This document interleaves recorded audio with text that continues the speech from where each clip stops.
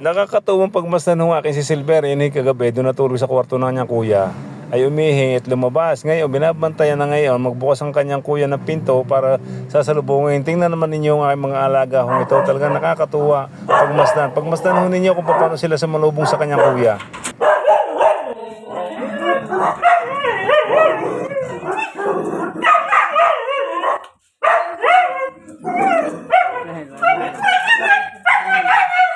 Makikita si Jem.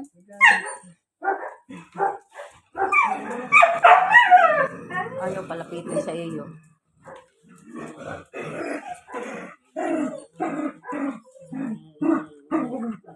Ayaw.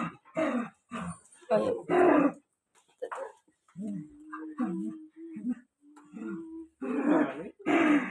Kanina pang gustong pumasok.